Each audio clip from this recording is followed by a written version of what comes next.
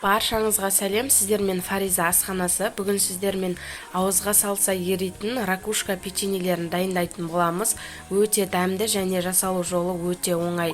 Ең алдымен менің каналыма тіркелмеген болсаңыз, осы видеоның астында подписаться деген кнопканы басып, каналға тіркеліп алыңыз. Алдымен електен өткізілген ұнымызға қамыр қопсытқыш және қантымызды салып, жақсылап араластырып аламыз.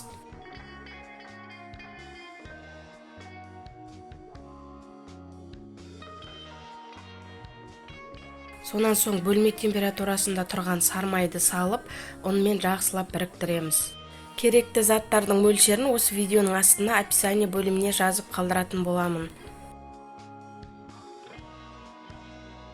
Мінекей ұнымызды сармаймен жақсылап біріктіріп алдық. Дәл видеода көрсетілгендей массада болу керек. Енді дәл осы массамыздың үстіне 2 жұмыртқаның сарысын және қаймақты салып, жақсылап орташа жұмсақтықта қамыр илейтін боламыз.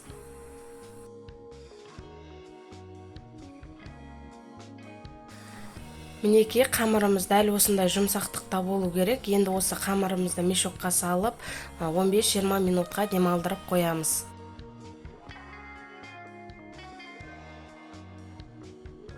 Енді осы аралықта ішіне салатын салмасын дайындайтын боламыз. 2 жұмыртқаның ағын жақсылап миксерлеп көпіртеміз.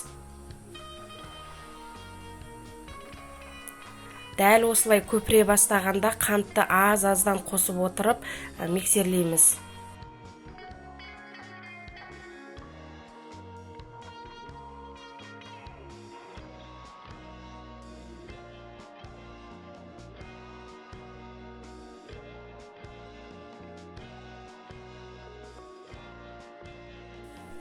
Мінекей біздің массамыз дәл осындай қоюлықта болу керек. Креміміз дайын. Енді дәл осы массамызға орташа ұсақтап туралған грек жаңғағын қосып жақсылап араластырамыз.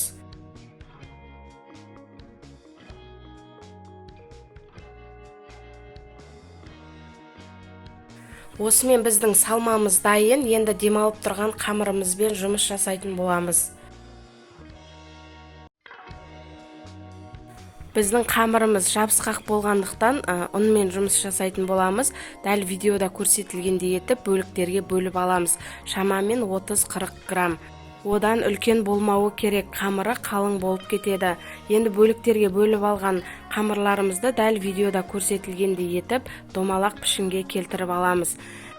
Енді осы дайындап алған қамырларымызды бірден оқтаудың көмегімен видеода көрсетілгендей етіп қатты жұқада емес, қатты қалыңда емес, орташа жұқалықта жайып шығамыз. Жайып алған қамырымыздың ішіне жаңағы дайындап қойған салмамызды саламыз.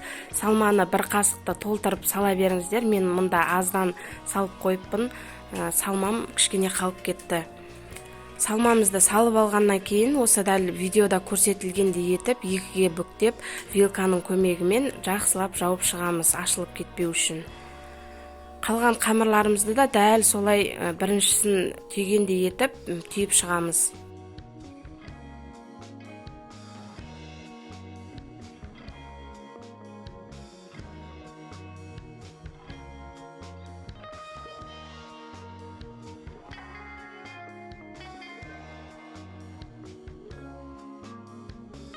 Енді осы түйіп алған печеньеміздің барлығын табамызға жайғастырып, 180 градус қызып тұрған пешке 10-15 минутта пісіріп аламыз. Өте тез піседі, абай болыңыздар.